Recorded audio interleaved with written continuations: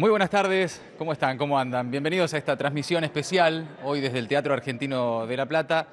En la previa del documental Pandemia, gestionar lo desconocido. Rocío Criado, ¿cómo estás? Buenas tardes. Buenas tardes, Mati, ¿cómo va? ¿Todo bien? ¿Cómo estamos? Bien, contenta de estar acá. Bueno, con mucha expectativa porque se está estrenando un documental de una etapa de nuestras vidas que nos marcó para siempre y que tal vez al mismo tiempo, al momento, te habrá parecido lo mismo, de ver el documental, empezamos como a recordar un montón de cosas que tal vez nosotros mismos, nuestra cabeza, nuestro cerebro había bloqueado, ¿no? Por momentos lo quisimos olvidar, Sí. sí, en un ratito nada más se está por estrenar este documental que, bueno, viene a recapitular un poco la cocina de lo que pasó en la pandemia, en las decisiones más importantes de la gestión, ¿no? Esa parte que tal vez muchos de nosotros no vimos desde adentro, cómo se tomaron esas decisiones, sobre todo en la incertidumbre, porque era un virus totalmente desconocido. Sí, creo que hay ahí una reflexión necesaria, ¿no? Sobre qué nos pasó durante la pandemia, porque también está la sensación de que ya está, la pandemia pasó, terminó y listo, y fue una etapa de nuestras vidas.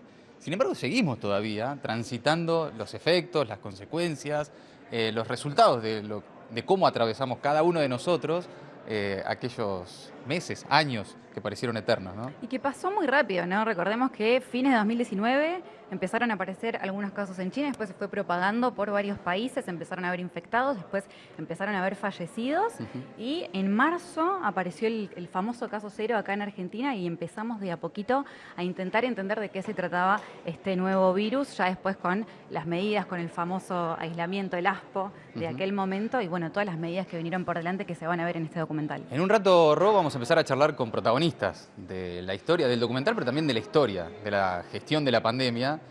Va a estar el gobernador Axel Kicillof, va a estar el ministro de Salud, va a estar Nicolás Kreplak, que está en este doble rol también de, autor, uno de los autores del documental, y, bueno, quien es protagonista también de alguna forma, porque hay un momento muy interesante del documental, varios momentos interesantes, sobre la intimidad de las reuniones en las que, como dice el título, intentaban empezar a gestionar lo desconocido. Así que en un rato vamos a estar charlando con ellos también. Sí, un poco ponerle cara a quienes tomaron estas decisiones, ¿no? Lo hablábamos mucho con Mati de, bueno, un estado presente en un momento muy importante como fue la pandemia, pero había seres humanos atrás tomando esas decisiones, atravesados también por las decisiones que tenían que tomar, y es importante ver cómo fue eso. Vamos a charlar también con directores de hospitales, con enfermeros, enfermeras, bueno, con el equipo de los trabajadores de la salud que estuvieron ahí en la primera línea. La primera línea de fuego. Y que, bueno, fueron protagonistas, no solo, insisto, del documental, sino de aquellos meses y aquellos años.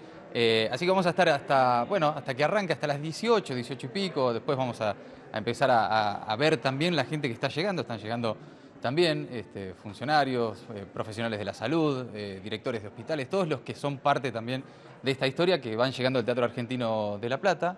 Mucha gente en la sala acá que se va a proyectar en instantes, entonces, el documental Pandemia, gestionar lo desconocido. Sí, también, bueno, toda la otra parte que vino después, ¿no? Cómo se consiguieron las vacunas, digo, nosotros que tuvimos la oportunidad de verlo, no vamos a spoilear, pero vimos todo el comienzo y también después lo que fue, bueno, conseguir esas vacunas que efectivamente llegaran y se empezaron a vacunar. Digo, la felicidad de ver esa luz finalmente de salida de la pandemia. Sí, también vos lo mencionabas, ponerle caras, y en un rato lo vamos a hacer, porque vamos a charlar con ellos, ponerle caras a lo que era la presencia del Estado, la gestión de la pandemia, que eran definitivamente las personas que se encargaron de que ese Estado presente, del que se habla y del que nos cuidó en aquel momento, efectivamente llegar a donde tenía que llegar, ¿no? Los protagonistas, los que estaban ahí gestionando en la primera línea de fuego de esa pandemia, y también cosas que recuerda el documental, no sé qué te pasó al verlo, de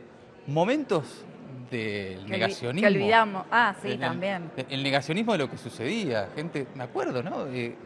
La verdad me lo recordó el documental.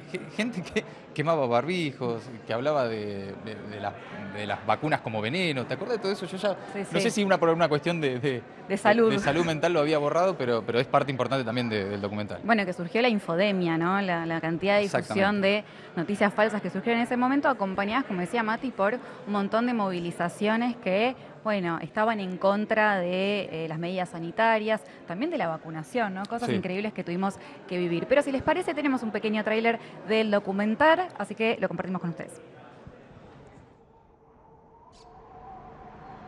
conservo la memoria física de la situación esta, ¿no?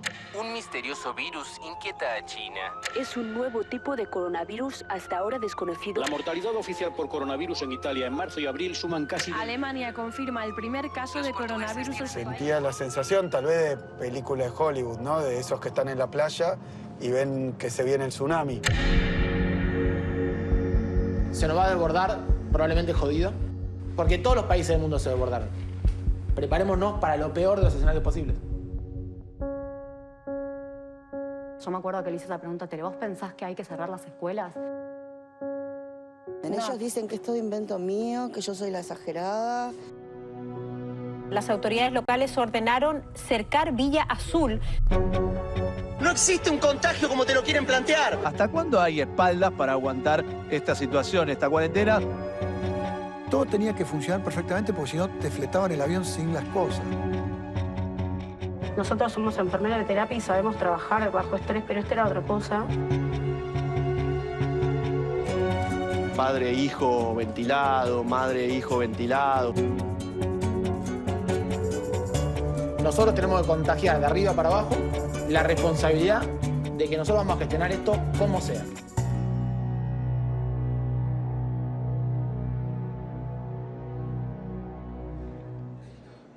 En minutos nada más se estrena el documental Pandemia, gestionar lo desconocido, pero vamos a empezar a hablar un poco de cómo se gestionó toda esta situación, cómo se enfrentó la pandemia y queremos hacer hincapié en lo que fue el armado de salud, ¿no? Lo más importante, cómo estaba la provincia, cómo la recibieron, cómo estaban los hospitales y para eso ya estamos con Eduardo Pucci, exdirector del Hospital de Niños y con Liliana Fischkel, exdirectora del Hospital Esbarra. Gracias por estar acá en esta presentación. Bueno, antes que nada preguntarles eso, ¿cómo fue ese primer momento? El nombre del documental lo dice, ¿no? La incertidumbre, lo desconocido. ¿Con qué se encontraron cuando llegó la pandemia?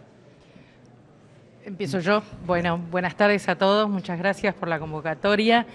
En primer lugar, hay mucha gente que no le gusta hablar de la pandemia, pero me parece que es honrar a los trabajadores y a los pacientes que perdieron la vida en esta enfermedad desconocida, y así fue que encontramos los hospitales reducidos a su mínima expresión en su potencial, tanto en recursos humanos como en equipamiento como en presupuesto. Gracias al ministro que está por aquí presente, el doctor Daniel Goyan, que fue nuestro primer ministro, y lideró toda esta epopeya que hicimos. Quiero decir esto porque realmente el trabajo fue arduo, fue tremendo, vivíamos en incertidumbre y gracias a Daniel y gracias a Nicolás posteriormente y con todo el apoyo del gobernador Axel Kicillof, debo decir que hemos tenido todos los recursos para fortalecer los efectores de salud para poder enfrentar esta situación tan dramática que vivimos.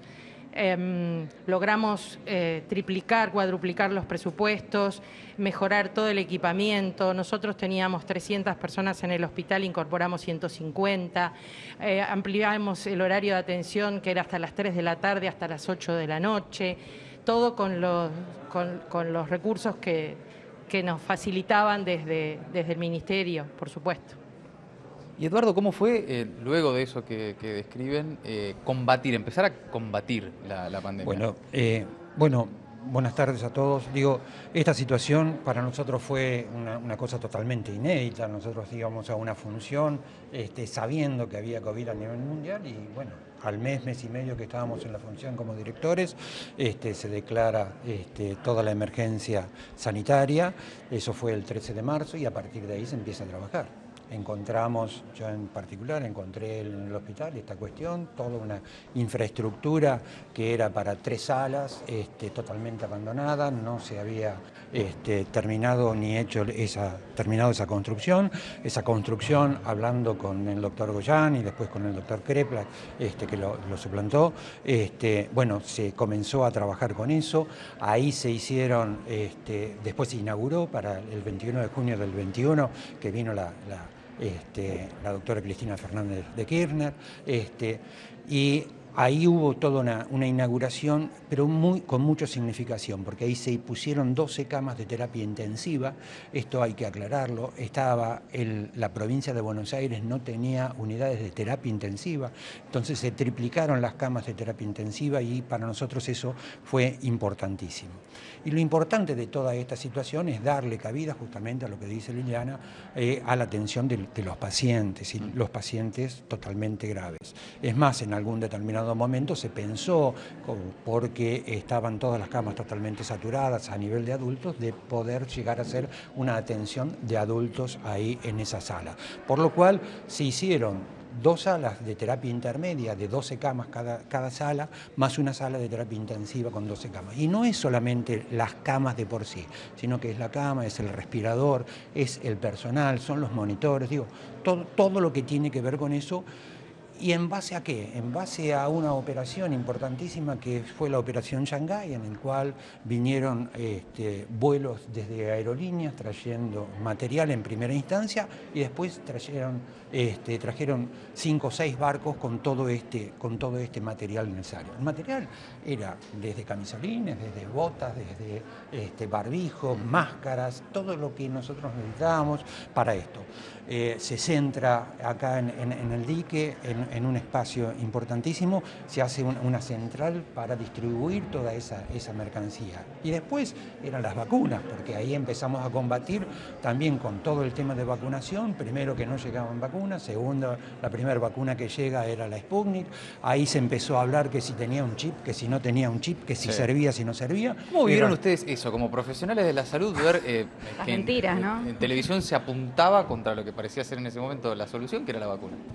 La vacuna. Bueno, hubo toda una discusión interna con respecto a esa cuestión para convencer de que en realidad los camisolines servían, que la vacuna servía, que si venía de Rusia, que si no venía de Rusia, y era una vacuna totalmente probada. Claro. Pero bueno, es más, yo en el hospital tuve una asociación de antivacunas. Una campaña fuerte muy contra. Sí, muy en contra, muy en contra. Sí, realmente fuerte, porque hoy la verdad que cuando volvés a ver el documental, me pasó a mí de verlo y decir, no me acordaba que había sido tan intensa la campaña en contra de la vacuna. Sí, ¿no? sí, fue tremendo. En realidad fueron 2 momentos. Un primer momento donde pasaba esto, la reactividad en contra de la vacuna, primero la rusa, obvio, pero después ya con cualquiera. Y luego la avalancha, ¿no? Nosotros llegamos a vacunar 1000 personas por día. Claro. En el Hospital Esbarra, que es un hospital pediátrico, bueno, en Ludovica también, cambiamos los procesos y empezamos a vacunar adultos. Y gracias a la vacunación anti-COVID es que vacunábamos adultos. Y ya les digo, vacunábamos hasta 1000 personas en un día. Y bueno, y después ya se te venía en contra porque el día que se acababa las dosis, ya ahí salías en todos los diarios que no había vacuna. No había. Así que bueno, pero lo sorteamos y nosotros particularmente en un año, el primer año, en el 2021, aplicamos más de 60.000 dosis, solo de anti-COVID. Y poner en valor lo público también pensaba, ¿no? Porque si bien había mucho por hacer, también por lo público y por un Estado presente, tenían los profesionales y pudieron hacer muchísimas cosas, ¿no? En un momento donde muchas veces se quiere poner en duda la función del Estado, ¿cómo fue eso, no? Bueno, eso parte de esta cuestión. Primero, terminamos las construcciones que habían sido abandonadas. Segundo, se manejó toda esta cuestión del Estado, porque el Estado también se puso firme con respecto a las camas en privado, que en ningún momento, en ninguna oportunidad, teníamos la posibilidad de tener estas camas, saber cuántas camas libres había en el privado. Es más, se hizo un consejo privado estatal en el cual pusimos sobre la mesa todas las necesidades y empezamos a cargar camas continuamente, las camas día a día, y se cargaba 4 veces por día la cantidad de camas y camas libres que nosotros teníamos. Es decir, la presencia del Estado fue importantísima y ahora están hablando de las 130.000 muertes, que son muy dolorosas, que es terrible, todos tenemos algún conocido, algún familiar que hemos perdido por esta cuestión, pero si no hubiera estado este Estado presente, todo lo contrario que están diciendo en estos momentos, hubiera sido mucho peor. Yo no me quiero imaginar si hay un abandono con la cuestión del dengue, lo que hubiera sido en época de pandemia con el COVID, lo que hubiera sucedido. El Estado acá estuvo presente y estuvo presente desde la presidencia, de la vicepresidencia, la gobernación, los ministros, sobre todo en provincia de Buenos Aires se trabajó anonadamente con esa cuestión. Sí, hay algo que yo quisiera resaltar, que fue la medida nacional que se tomó de no entregar, de no vender respiradores. Eso también fue una gran decisión porque había personas que individualmente querían llevarse un respirador a su casa. Quiero complementar lo que decía Eduardo en este liderazgo que tuvo el Estado. Y quiero decir que es la primera vez que se complementa lo público con lo estatal en esto de la gestión de camas. Nosotros, bueno, hicimos la reingeniería de un montón de procesos, digamos, de toda crisis, es un latiguillo que tengo, de toda crisis surge una oportunidad y la pandemia nos dio grandes oportunidades. Una de ellas fue estar en consonancia con el sector privado que nunca se había logrado. Bueno, después tenemos un montón de otras oportunidades que supimos tomar, como es esto de rehabilitar obras de infraestructura que venían demoradas, completar los staff de los equipos de salud. Nosotros incorporamos 40 médicos, por ejemplo. Claro. No es poco. Había 45 enfermeros cuando yo llegué al hospital. Me fui con 120 para todos los sectores. Digo, son cuestiones que uno se está tratando de acordar de hace 4 años atrás de lo que vivimos. Eduardo, Liliana, muchísimas gracias a los dos. Gracias por haber pasado por acá, por la transmisión especial del documental Pandemia. Y gracias por lo que hicieron por el laboro. En ese tiempo. Muy amable. Gracias a ustedes. Bueno, gracias a ustedes. Muy amable. Gracias por pasar. Bueno, ahí estábamos charlando con Eduardo Pucci, ex director de Hospital de Niños, Liliana Fischkel, ex directora del Hospital Esbarra. Empiezan a llegar los recuerdos, ¿no? Es como que fuerte, en el diálogo con ellos, en los protagonistas de la historia, nos empiezan a aparecer a todos también un poco algunas de vuelta, algunas imágenes en la cabeza, ¿no? Sí, pensar en términos cronológicos, ¿no? Sí, claro. El punto cero, digo, el armado del sistema de salud es fundamental porque ante la incertidumbre, ante lo desconocido, había que empezar a pensar de cero un montón de cuestiones que no se habían pensado. Bueno, está llegando mucha gente para ver por primera vez entonces Pandemia, gestionar los desconocidos acá en el Teatro Argentino de La Plata. En un rato vamos a charlar también con el gobernador Axel Kicillof, con el ministro Nicolás Kreplak, así que vamos a esperarlos también y seguir charlando con protagonistas. Sí, seguimos charlando con protagonistas, hablando justamente del armado del sistema de salud. Ya estamos con Elisa Estensoro, ex jefa de unidad de terapia intensiva del Hospital San Martín, integrante del comité de expertos y expertas y participantes de estudios científicos. Elisa, gracias por estar acá, obviamente. Y bueno, empezar preguntándote sobre todo lo que tiene que ver con la parte de terapia intensiva, ¿no? Que fue una parte tan importante y tan sensible durante la pandemia. Sí, y no quiero dejar de hablar de lo siguiente, ¿no? La terapia intensiva también se integra en el marco de un hospital, ¿no? Entonces, de alguna manera nosotros somos el eslabón final de cuidado de estos enfermos de tanta complejidad. Y también quiero decir que es un ámbito, desde siempre fue así, donde lo multidisciplinario es clave. Nosotros trabajamos, pero en una gran armonía entre médicos, enfermeras, enfermeros, kinesiólogos, mucamos, personal de limpieza, o sea, todos son importantes. Todos los eslabones de esa cadena son importantes en la asistencia de los pacientes críticos. ¿Cómo lo vivimos? Bueno, hay una cuestión con nuestra especialidad, que es que muy poca gente le gusta ejercerla, elige ejercerla. Y esto es un problema acá y en todo el mundo. Y va más allá de la cuestión de los bajos salarios, sino que es porque tiene lo que se llama un estilo de vida negativo, ¿no? En el sentido de trabajo en guardias 24 horas, los salarios serán mejor o menores de acuerdo al país, pero digamos, es muy disruptiva esta especialidad de la vida familiar, adquiere mucha requiere mucha necesidad de conocimiento porque siempre se está actualizando y el conocimiento no es solo de los pacientes, sino de cuestiones tecnológicas, ¿no? Como los respiradores y otros dispositivos que son dispositivos que salvan la vida. Yo quiero que la gente tenga presente eso. Cada vez que hay un respirador prendido, le está salvando la vida a alguien, supliendo la función básica de los seres vivos que es respirar. Entonces, todo ese proceso se fue armando, es un proceso que, por supuesto, esto ya existía, pero la pandemia nos puso en jaque a todos, a todo el mundo. Nosotros tuvimos la ventaja, podríamos decir, que al estar en América del Sur vimos los comienzos en otros continentes, particularmente lo que pasaba en Estados Unidos y Canadá, particularmente en Estados Unidos y en algunos lugares de Europa al principio. Ya en febrero, algunos amigos de Italia nos habían avisado el desastre que se venía y nos mandaban fotos de los pacientes, decenas de pacientes internados en terapia intensiva, boca abajo, respirado, lo que nosotros llamamos posición prona, desesperados y diciéndonos, miren que esto es bravo, prepárense. Bueno, eso es lo que nosotros ya empezamos a tener presente a fines de febrero, o sea que sabíamos que la cosa venía algo, venía algo.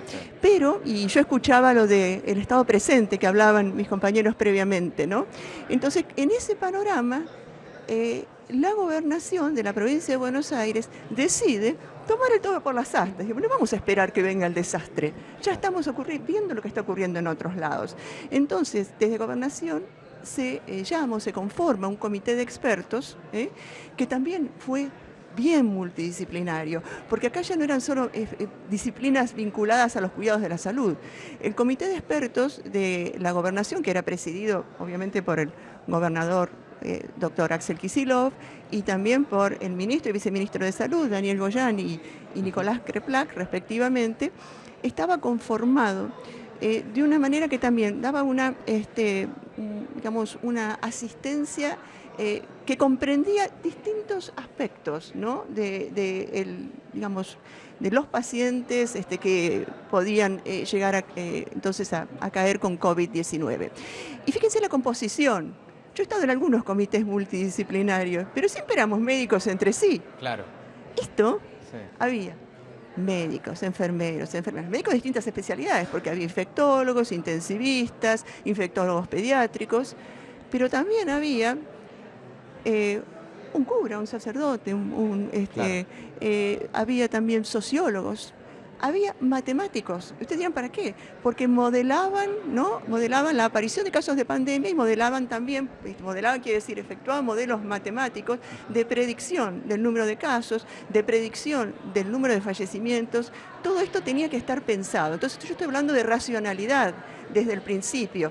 Era una enseñanza ver y estudiar lo que estaba pasando en otros lugares del mundo. Elisa, entonces, cuando ves el laburo que hicieron los terapistas, los profesionales y las profesionales de la terapia intensiva, ¿no? que estaban ahí en los momentos más críticos, sintiendo también la presión, sintiendo el cansancio.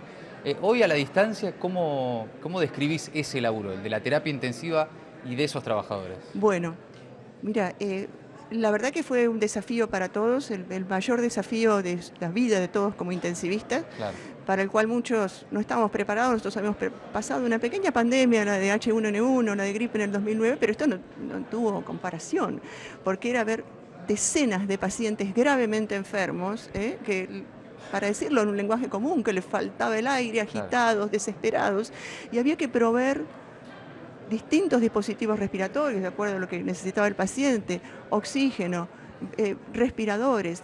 Y uno piensa, bueno, eso como que uno da por sentado que está, pero hubo momentos que el oxígeno estuvo, ¿no?, ahí en una línea, pero en la provincia de Buenos Aires nunca hubo falta.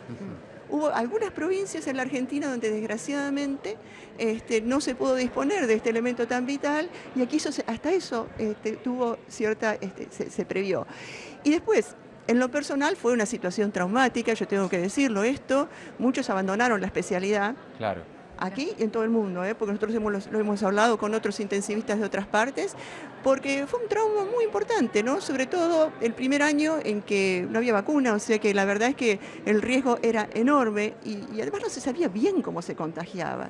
Recuerden que al principio todos estábamos lavando cosas, qué sé yo, ¿no? Claro. Pero después se supo bien. La guerra contra el tiempo, porque la guerra contra el tiempo, Bueno, aquí también hay que decir que el tema de la cuarentena, que fue injustamente denostada, pero nos permitió justamente un poco vencer al tiempo, porque se fueron adquiriendo, como dijeron mis compañeros previamente, toda la serie de dispositivos que se iban a necesitar, particularmente la planificación de los respiradores. Si uno piensa el respirador, no, pero además todos los dispositivos que se utilizan, el nombramiento del personal de salud. Porque con aparatos solos no hacemos nada, están las almas de los demás, ¿no?, que los hacen funcionar. Y por supuesto el nombramiento de estos, que la verdad que se nombró todo lo que se pudo, todo lo que había disponible, porque hay pocos intensivistas. Entonces, eso es lo que les comentaba hoy. Entonces, hubo que también reforzar con otras especialidades, pero bueno, la verdad que el enfoque fue efectivo. Elisa, agradecemos a vos y en nombre tuyo a todos los intensivistas. Vamos a repetir esto siempre. Porque realmente uno ha pasado el tiempo, algunos recuerdos quedan, otros no. El documental ayuda mucho a tomar conciencia de vuelta de lo que atravesamos. Sí. Y el documental refleja muy bien el trabajo de la terapia intensiva, de las decisiones que había que tomar, a veces de la incertidumbre, del agotamiento, del cansancio. Incertidumbre es la palabra. Pero también del esfuerzo, ¿no? El valor que ponían. Y el riesgo, ¿no? Y el riesgo, claro. Porque muchos profesionales de la salud perdieron la vida estando ahí también. Sin duda. Así que en tu nombre un fuerte abrazo a todos los trabajadores de terapia intensiva. Muchas gracias por la oportunidad de charlar estas cosas. Gracias. Bueno, estamos acá desde el Teatro Argentino de La Plata, Ro. Se viene en un rato entonces el estreno de Pandemia, Gestionar lo desconocido. Siguen llegando protagonistas. Siguen llegando trabajadores, siguen llegando funcionarios y en un rato vamos a hablar entonces con Kreplak, que además estuvo a cargo desde la Fundación Soberanía Sanitaria, entre otras personas, de la elaboración del documental, y también viene el gobernador Axel Kicillof antes del estreno, así que en un rato vamos a estar charlando con ellos. Si te parece, pasamos al siguiente bloque porque estamos recorriendo. Recién hablábamos de lo que fue el armado de salud con lo que se encontraron y lo que tuvieron que rearmar de alguna manera, pero tenemos que hablar un poco del territorio y cómo se sostuvo también durante la pandemia. Así que ya estamos con María Rosa Ramírez, promotora de La Matanza, y Florencia Pérez, coordinadora provincial del CETEC, que nos acompañan. Muchísimas gracias a ambas por estar acá. Bueno, estamos haciendo como un repaso un poco cronológico, ¿no? Y abrimos un nuevo capítulo que es, lo que pasaba en el territorio, que debe haber sido un trabajo muy duro, y también qué pasaba con la gente cuando ustedes estaban ahí. Bueno, hola, buenas tardes, ¿cómo están? Sí, fue duro el trabajo en el territorio. Creo que no se hubiera podido hacer de otra manera de lo que lo hicimos. Creo que la eficiencia que tuvo el trabajo nuestro en el territorio, yo lo digo como promotora de salud, nosotros en aquel momento no éramos la cantidad que somos hoy. En ese momento éramos muy poquitos para el territorio, arrancáramos siendo, 50 promotores y después éramos 250 que se movían para toda la provincia de Buenos Aires. Yo especialmente trabajo en La Matanza y si bien recorrí Avellaneda, estuve en varios, en General Rodríguez, en Luján, porque nosotros estamos en el operativo de detectar y lo que hacíamos era llevar básicamente promoción y prevención a los hogares, así que fue un trabajo muy duro, era todos los días estar en un barrio diferente ante una enfermedad completamente desconocida porque todavía ni siquiera teníamos la vacuna, así que eso fue como, llevar para que las personas puedan tomar la mejor decisión posible cuando presentaban síntomas o cuando alguien de la familia estaba enfermo, ¿no? Entonces era llevarles información, poder charlar con ellos, pero también contención, la parte importante era la pata nuestra, era eso. Florencia, en tu caso también, ¿con qué te encontraste? Y me quedo con lo de la contención, ¿no? Porque la incertidumbre atravesaba a todos, ¿no? A los profesionales, pero también a la gente que tal vez no sabía desde cómo cuidarse, hasta con qué síntomas empezar a pensar si estaban contagiados o no. Bueno, nuestro dispositivo en ese sentido permitió un alcance masivo a la población porque realizábamos llamados telefónicos. Y no solo nos encontrábamos, como decías vos, con personas que referenciaban síntomas, contactos estrechos con casos confirmados, sino que también atravesó una cuestión más allá de lo biológico y de lo físico, ¿no? Hablábamos con cuestiones más socioeconómicas, de padecimientos psíquicos, y la realidad es que hicimos un acompañamiento muy importante. Se articuló con todas las regiones sanitarias de la provincia, con los municipios para la ayuda alimentaria, la ayuda con los compañeros de territorio para visitar, para acompañar a las familias que no podían salir o a las personas que vivían solas. También, por supuesto, se trabajó mucho con el CETEC Salud Mental, que eran compañeros y compañeras estudiantes de psicología o ya profesionales, que no solo contuvieron a las personas que se comunicaban con nosotros referenciando este aislamiento y este distanciamiento social, sino que también nos acompañaron a nosotros como trabajadores de la salud, que recepcionábamos esos llamados, y por supuesto toda la carga emocional y psicológica que nos influyó muchísimo. La realidad es que gracias a nuestro dispositivo se alcanzó masivamente, con poco recurso humano, una cantidad de llamados extremadamente alta. En 2 años de gestión logramos hacer más de 3 millones de llamados con todo el dispositivo CETEC, que en ese momento eran 34 dispositivos, conformados por el Centro de Telemedicina que funcionaba en la planta baja del Ministerio, como también por CETEC universitarios, que se hicieron acuerdos con las universidades públicas del territorio bonaerense y también con los CETEC regionales. Hubo algo ahí de la gestión colectiva, de la crisis, y en los barrios especialmente, la participación de la red comunitaria, ¿no? De las organizaciones sociales, los clubes de barrio, las iglesias, la sociedad de fomento, el barrio, ¿no? Y los vecinos. ¿Cómo fue la articulación ahí entre el Estado y esas organizaciones territoriales, barriales, para administrar toda esta complejidad de la que están hablando? Bueno, las redes ya están, solamente había que hacer nexos, había que articular. Nosotros trabajábamos mancomunadamente todos los días en diferentes barrios y, por ejemplo, llegábamos a uno de los barrios y trabajó Nación, que eso es importantísimo decirlo también porque trabajábamos Nación, provincia y municipio aunadamente. Entonces, después teníamos los trabajadores barriales que trabajábamos desde los comunitarios, las escuelas, o sea, trabajábamos en todos los espacios comunitarios que nos abrían las puertas y podíamos llegar. Pero sin el apoyo de Nación tampoco lo podríamos haber hecho. Y sin el apoyo de los municipios tampoco lo podíamos haber hecho. O sea, la provincia gestionaba literalmente desde los desconocidos y en los barrios más profundos del conurbano bonaerense era donde estaban los promotores llegando.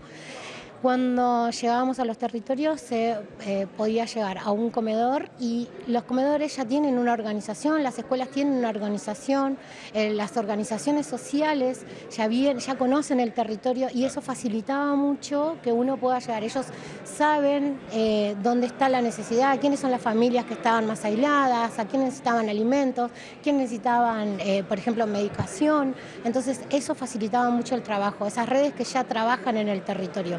Eso nos ayuda a nosotros un montón a poder llegar a más personas, ¿no?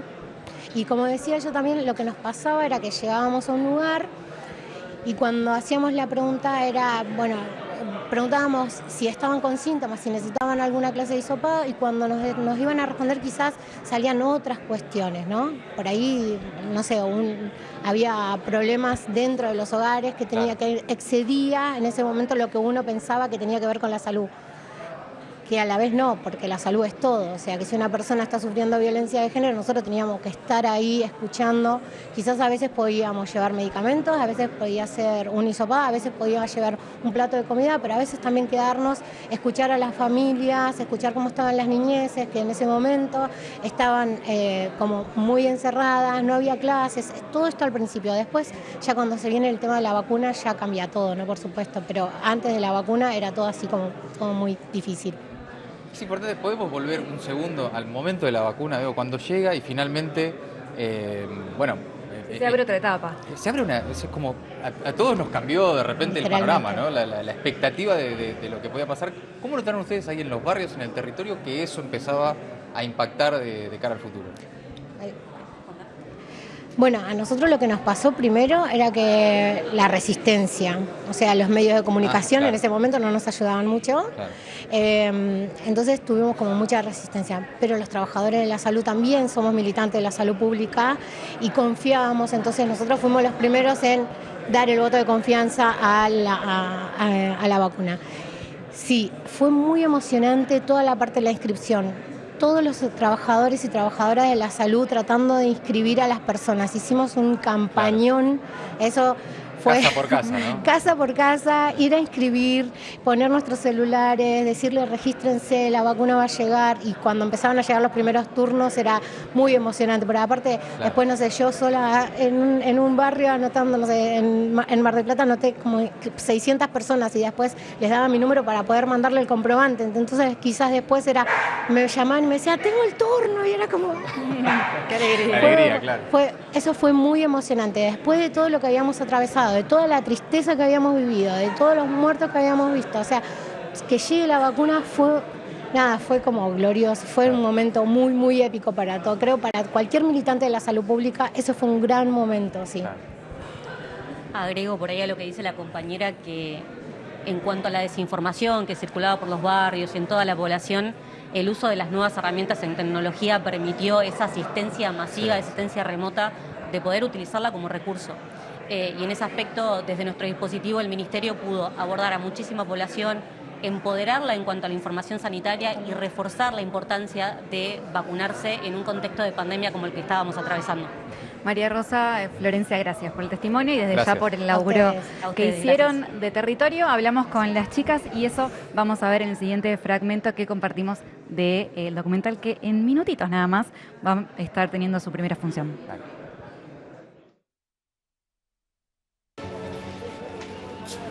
En Azul identificamos un aumento inesperado de casos, empezamos a tener información a través de los vecinos que se quedaban sin olfato, que no los veíamos en el sistema de vigilancia epidemiológica, porque en los barrios populares no todos tienen una calle y una dirección que puede ser la exacta donde viven.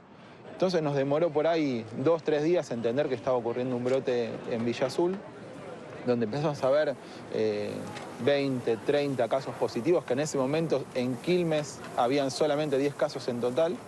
Eso sumado a que esto que hablamos recién, las medidas de aislamiento, quédate en casa, no compartas el mate, no compartas la cerveza y demás, eran muy difíciles de aplicar en este tipo de comunidades donde el lugar de aislamiento era el barrio, y nos llevó a pensar una propuesta sanitaria que tenía que ver con proponer un aislamiento comunitario, que era algo que no se había hecho nunca, que era absolutamente inédito, que era muy audaz. Verifiquemos por favor bien los números. Vamos a tener un listadito, tenemos unos datos finales del paciente, vamos a anotar los números. ¿Puedes poner tu cabecita para charlar 10 minutos?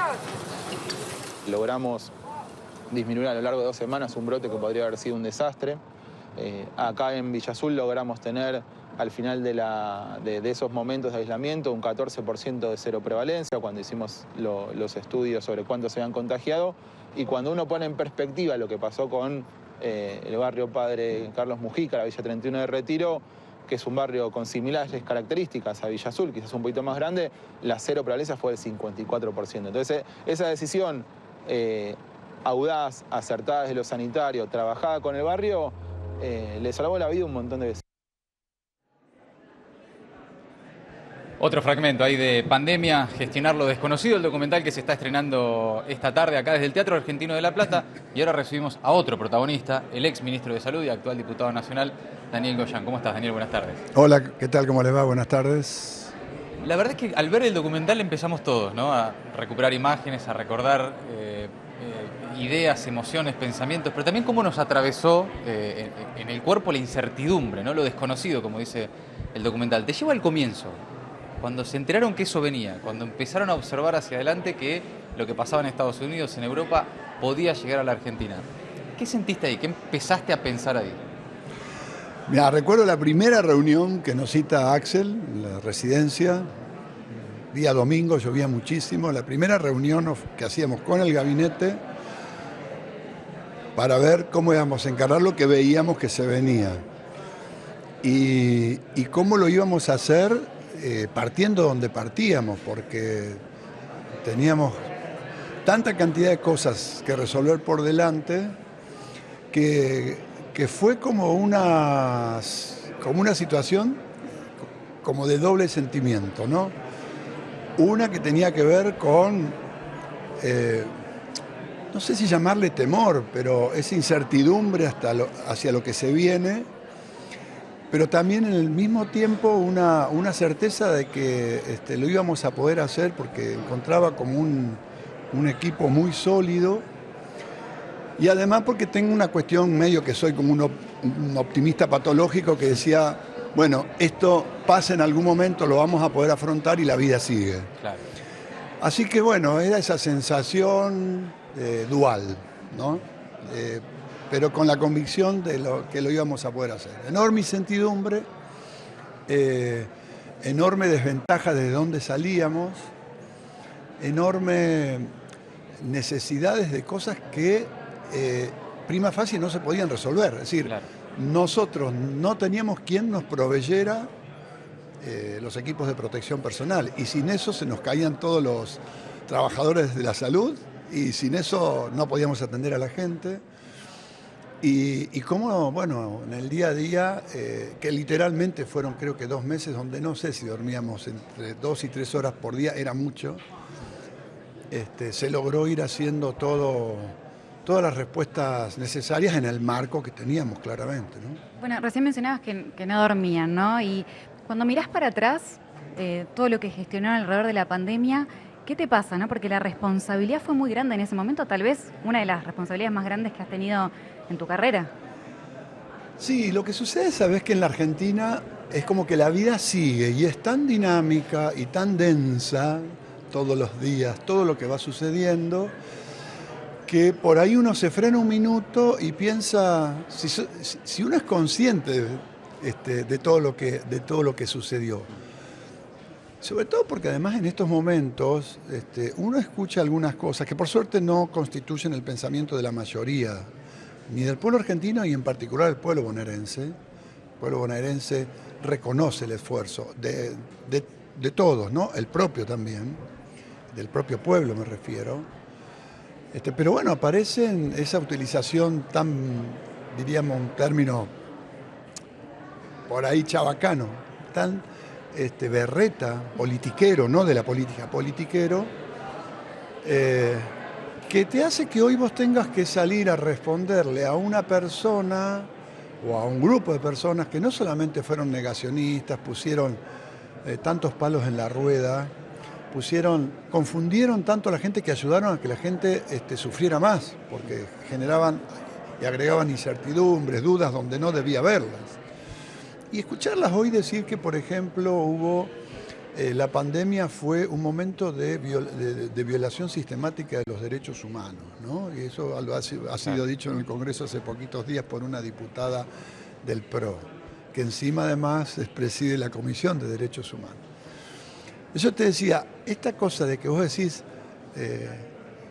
poder analizar lo que pasó, reflexionar cada tanto, pero Argentina tiene una característica, es que todos los días tenés que salir. Por eso es tan bueno esto, ¿no? Es poder contar una historia,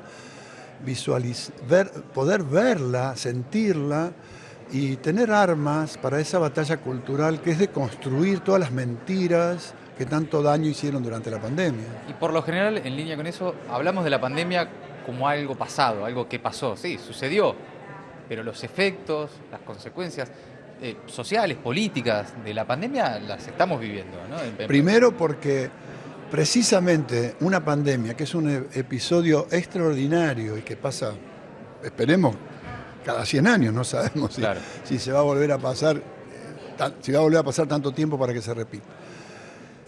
Es obvio que sabíamos que deja secuelas sociales, psicológicas, sociológicas, económicas, porque eso producen las pandemias. Los PBI del mundo se cayeron, algunos más, otros menos, pero estrepitosamente.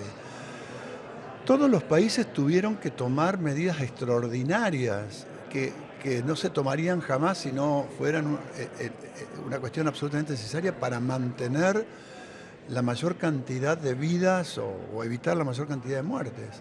O sea, hoy que empezamos a ver resultados con datos duros, que ya no es cantidad de testeados y todo, porque eso a veces te decían, bueno, testeaste mucho, testeaste poco, registraste bien, registraste mal, aunque en la provincia tuvimos un excelente sistema de registro, el único digitalizado de todo el país además. Pero bueno, hoy tenemos los datos de cuánta gente excedió en muerte a la que normalmente venía muriendo en los últimos 5 años, que se llama exceso de mortalidad, y cuánto se modificó la expectativa de vida de las poblaciones en la pandemia.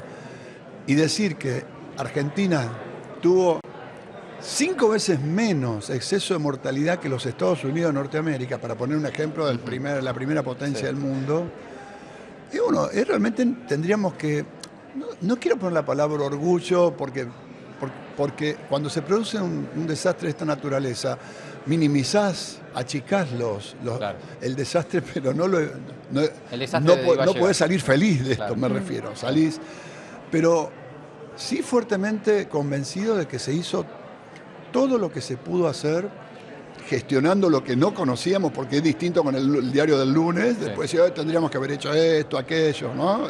Con la información que había en ese momento. Claro.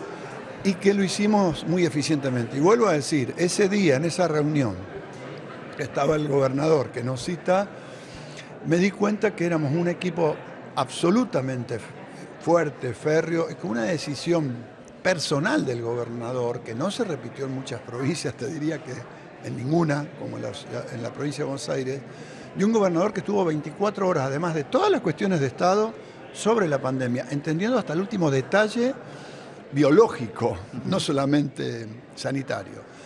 Y eso fue de una trascendencia impresionante. No es por alabar falsamente o una forma vana a nadie, no es por eso, es porque fue la realidad. Había un trabajo en equipo. Había un tremendo equipo conducido directamente por la máxima autoridad de la provincia que te daba todas las seguridades en la gestión que alguien espera, aún dentro de todas las incertezas. La verdad que gestionar de esa manera es, por decirlo de alguna manera, es más fácil, porque yo conozco ministros que me llamaban y me decían, a mí cada 3, 4 días me llama el ministro y me dice cómo están las cosas, cómo va ahí, pero vos sabés que lo que pasa en la provincia de Buenos Aires repercute en todo el país y sobre todo porque políticamente siempre quieren pegarle, cuando hay un gobierno nacional y popular le quieren pegar a la provincia. Y había mucha gente apostando de que la provincia iba a estallar, que iba a ser un estallido, que iba a fracasar el sistema sanitario, que no íbamos a dar abasto. Y realmente se sintieron dolidos, por suerte, que no se diera nada de eso. Daniel, tengo curiosidad por detalles, por parte de la intimidad de cómo fue conseguir la vacuna. El documental un poco lo refleja, lo recrea, ¿no? De cómo fueron los diálogos con los distintos laboratorios. Incluso el recorrido de la vacuna, ¿no? El recorrido literalmente. De la vacuna. Pero ¿cómo fue empezar a conseguir la vacuna? Las primeras informaciones que llegaban de que empezaba a haber la posibilidad de la vacuna en alguna parte del mundo, ir hacia donde sea para conseguirla. ¿Cómo fue esa? Nosotros en el comité de crisis, encabezado por el gobernador, la decisión fue salgamos a buscar vacunas, donde haya. Porque así hay que hacer una secuencia. No es que cuando empezaron a aparecer las posibles futuras vacunas, que se decían, bueno, en 3 meses, 4 meses vamos a tener una vacuna, vos podías decir, bueno, Argentina va a tener acceso a esas vacunas. Entonces, hicimos lo que hicieron todos los países. Chile fue a buscar la única que pudo conseguir y tenía un contrato firmado con Pfizer, pero se le empezaron a entregar 6, 7 meses después y de apucho. Claro. Como hizo Pfizer con todo el mundo, vacunó a Estados Unidos, vacunó a Europa y después empezó a tirar vacunas en los otros lugares del mundo. Entonces salimos a buscar las vacunas que tuvieran alguna eficacia demostrada. ¿Recuerdan la vacuna Sinopharm de China? Decían 50%. Bueno, pero Chile decía, si no hay otra, por lo menos con esto baja un poco. Nosotros nos enteramos, todo buscar, pusimos un equipo a rastrear en el mundo, como hicimos con los equipos de protección personal, las empresas que pudieran abastecernos, que eran en China, que ahí fue todo un tema, ir a buscar con los aviones y los barcos Shanghai. Y todos saben. Claro. Sí. Y nos enteramos que estaban investigando en el Instituto Gamaleya de la Federación Rusa una vacuna que parecía que andaba muy bien. Entonces, equipo con virólogos, inmunólogos, sanitaristas, epidemiólogos, a hacer análisis rápido de la vacuna, más allá de que después tenía que pasar un proceso de que la ANMAT la aprobara. Pero queríamos ganar tiempo y nuestro gobernador es el que ganó, el que hizo que Argentina tuviera la vacuna Sputnik antes que nadie. Y luego, pero quiero decir, lo hacíamos con todo, nos reunimos con los laboratorios de todos los países del mundo, europeos, norteamericanos, chinos, porque lo que necesitamos era la vacuna. No había ahí prejuicios ideológicos. No había ningún prejuicio. Yo me río cuando dicen que había prejuicio ideológico. Realmente, vuelvo a decir, es politiquería barata. Claro. La primera reunión que nosotros tuvimos con Pfizer fue con el gerente de Argentina, que nos dijo claramente, yo no tengo nada para decirles, esto se resuelve en Estados Unidos, y la verdad que no va a haber vacunas para Argentina antes que para Estados Unidos y antes que para Europa. Claro. Así que a la fila y a firmar un convenio, que además firmamos el mismo contrato con todos los laboratorios, además pasó por el Parlamento y salió por unanimidad ese formato de contrato, sí. Pero que además no se podía publicar. Era clasificada esa información, porque lo imponían los propios laboratorios. El único que se quejó por la palabra negligencia fue Pfizer, pero todos los diputados habían puesto la firma. Ahora se cambia y se miente la historia. Pero bueno, fue un proceso que cuando uno lo piensa hubo tantas cosas, tan disímiles, que había que resolver sin conocer exactamente qué es lo que estaba pasando y sobre la hora y sobre el pucho, que vuelvo a repetir, el ejemplo de la provincia de Buenos Aires, por su magnitud además, y por cómo habíamos encontrado esta provincia sanitariamente destruida, yo creo que fue una proeza. Daniel Goyan, gracias por el testimonio y como le decimos a todos, gracias por el trabajo durante la pandemia. Estamos en el Teatro Argentino de La Plata. En minutos nada más se va a estrenar el documental Pandemia, gestionar los desconocidos. Si les parece, compartimos un tercer adelanto. Hay un poquito más, un tercer fragmento del documental. Dale.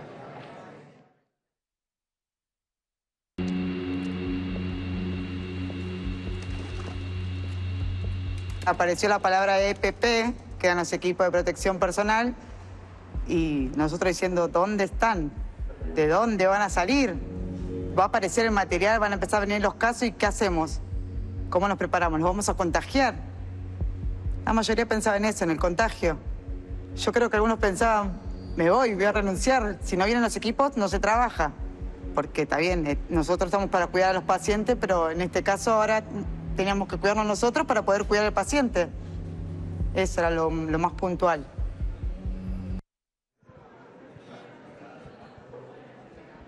Continuamos en el Teatro Argentino de La Plata. En instantes la presentación de Pandemia, el documental, Gestionar lo desconocido, y más protagonistas que recibimos ahora para seguir conversando. Ahora viene la parte linda, ¿no? Sí. Que tiene que ver con la vacunación, así que ya estamos con Juliana Torcuati, enfermera que, bueno, fue vacunada, por supuesto, y estuvo en primera persona en este momento tan importante que estamos narrándolo cronológicamente. Por fin, en un momento, llegaron las vacunas, ¿no? ¿Cómo fue ese preciso momento? Por fin llegaron las vacunas. Después de tanta espera y esperar soluciones que buscábamos por todos lados desde nuestro trabajo, en la terapia intensiva y en todos los lugares de lo que es la salud, al fin llegaron las vacunas. Nos llamaron por teléfono, me dijeron, empezamos con el proceso de vacunación, al fin. Así que nada, me presenté, fui, me llamaron, me preguntaron si me quería vacunar con una respuesta de sí enorme. Claro. Fui.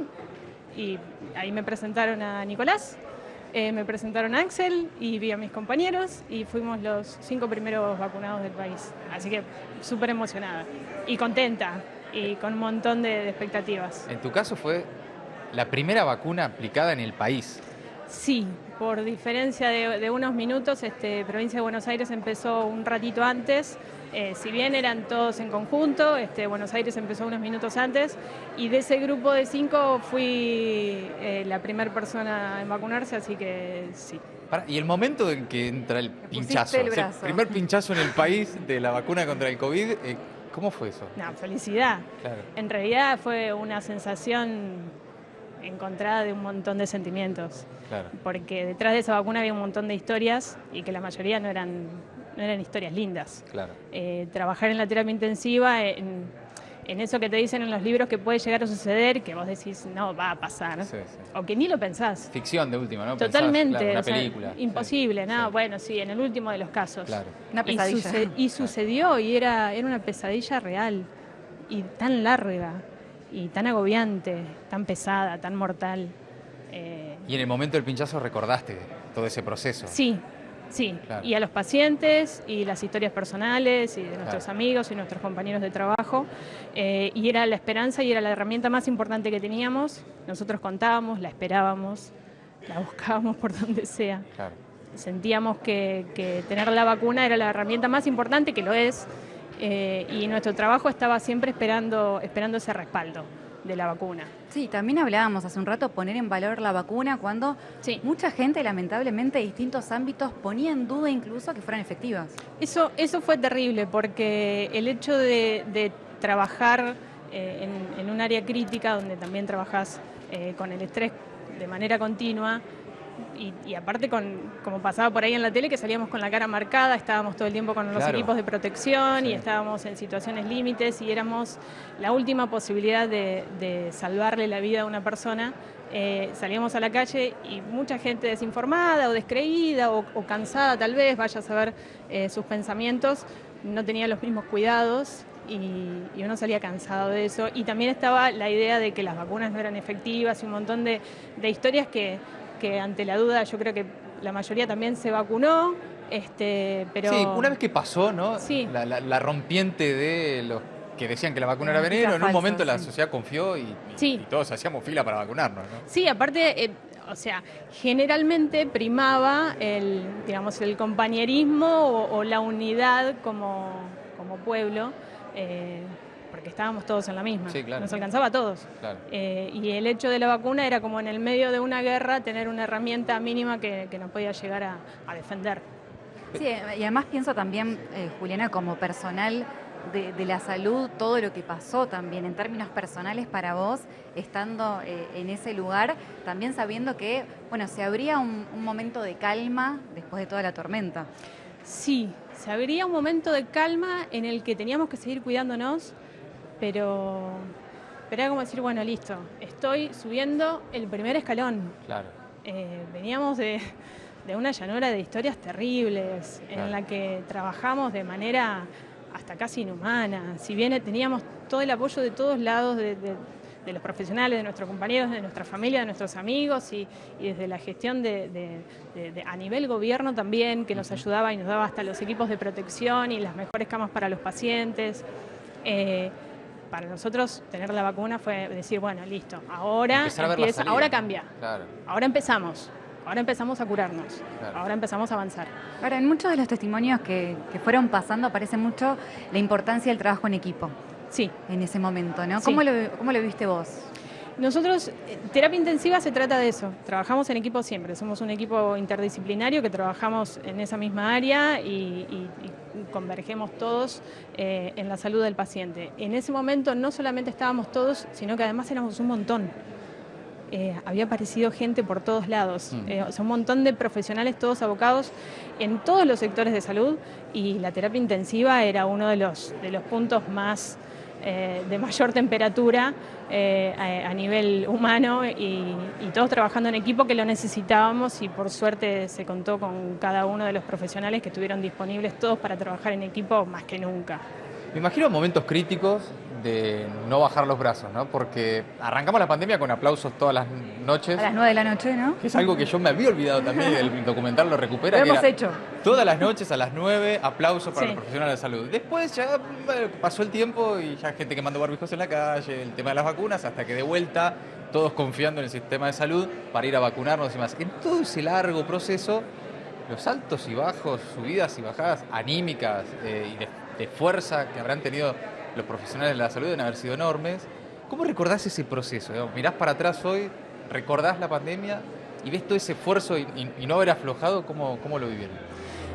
Recordar la pandemia es, en realidad, recordar los casos y acordarse también de que el distanciamiento social existía y los aplausos existieron en un principio Sí. y ya después se fueron diluyendo. Sí. Principalmente me acuerdo de que las terapias intensivas o la mayoría de las terapias intensivas de nuestro país son abiertas, que implica que pueden estar los pacientes en compañía de sus familiares, por lo menos un familiar, y eso ayuda, tiene un montón de beneficios innumerables. En este caso no podían estar con el familiar. Y nosotros, que muchas veces los recibíamos despiertos y los acompañábamos y tratábamos de hacer las veces de familiares de ellos, incluso con las máscaras y con nuestro equipo de protección y hasta pareciendo astronautas, tratábamos de acompañarlos. Y ellos sabían que estaban lejos de su familia. Y nosotros los acompañábamos a ellos como familia, incluso nosotros estábamos lejos de las nuestras. Esa fue la parte más dura. Pero el momento de la vacuna, vuelvo a decir, fue empezar a subir esa escalera, a subir un escalón. La verdad que también es recordar y emocionarse, y pensar en el trabajo que han realizado ustedes. Agradecer. Sí, es impresionante y creo que el documental lo reconoce, creo que está bien, que es el testimonio también que para muchos hoy es necesario volver a pensar qué pasó, porque también sigue pasando, ¿no? Las consecuencias, las secuelas, es un trauma colectivo muy fuerte que todavía hoy de distinta manera estamos procesando y el trabajo que realizaron ustedes fue increíble, impresionante. Y en tu caso, además, bueno, con el dato histórico, si se quiere, de ser la primera vacunada del país. Gracias por haber pasado por acá. No, muchas gracias por recordarlo y, bueno, nada, lo mejor de todo esto fue la unión del pueblo y haber podido seguir subiendo esa escalera, eso estuvo bueno. Gracias. No, por favor. Bueno, seguimos acá en el Teatro Argentino de La Plata. Qué fuertes los testimonios, ¿no? Muy fuerte realmente cuando vemos todo junto, ¿no? Sí, y claro. ponerlo en valor. Pensaba también, escuchando a Juliana, lo expuesto que estaba el personal de la salud, ¿no? Porque Sí, en el sí. medio tenían que enfrentar esta situación, atender a los pacientes, pero también corrían el riesgo de contagiarse. Sí, claro. En ese momento, yo me empecé a acordar viendo el documental cuando había carteles en los ascensores de mi vecino es enfermero, enfermera, es médico, Sí, guarda. sí, ¿No? Una cuestión de un miedo absoluto y bueno, justamente estaban en esa primera línea que, bueno, fue muy fuerte en ese momento, una responsabilidad tremenda y como venimos diciendo, bueno, un agradecimiento de ese trabajo tan importante. No, y además, creo que en el recuerdo y en el diálogo acá con los protagonistas nos seguimos acordando de cosas. Es impresionante también cómo hay una especie de mecanismo de autodefensa, ¿no? Del cuerpo, de la mente, de al ver el documental volvés a sentir y a recordar cosas que por ahí se habían, con el paso del tiempo, no sé, no olvidado, pero uno se ve que inconscientemente las guardo en un guarda, cajoncito, ¿no? sí. Las guarda, porque fue realmente un proceso muy fuerte. Pensaba en los profesionales de salud, en los que estaban ahí, en la primera línea, cómo pasaron de ser aplaudidos todas las noches a ver en algún momento, me imagino, después de muchísimas horas de terapia intensiva, de estar salvando vidas, salir, prender la tele y ver que había gente diciendo que había que quemar abrigos o que la vacuna era veneno. Y sin embargo, acá está también este documental para reivindicar el trabajo de los profesionales de la salud también, ¿no? Totalmente. Y en este caso tenemos que hablar también de algunos avances que se dieron en ese momento, en particular en la provincia de Buenos Aires, ligados con el plasma. Ya estamos con Mario Rovere, director de la Escuela Floreal Ferrara, y con Soledad González, investigadora y asesora de la provincia de Buenos Aires. Bueno, gracias por estar ambos acá. Bueno, preguntarles también lo que significó en ese momento, la palabra incertidumbre viene atravesando toda la transmisión, bueno, poder pensar en distintos desarrollos desde la salud para enfrentar esa situación. Totalmente, la verdad que a nosotros también nos evoca muchas cosas. Vivimos en sala de situación 2 años seguidos. Imprescindible homenajear a Nora Echenique, digamos, la directora del Instituto de Hemoterapia, que fue pionera, y recuperamos fundamentalmente una historia, que era la historia en la provincia de Buenos Aires de la fiebre hemorrágica. O sea, una innovación a partir de plasma de convaleciente que salvó muchísimas vidas y que hoy tiene que ver tanto con el instituto que está en Pergamino, digamos, del Instituto Maistegui.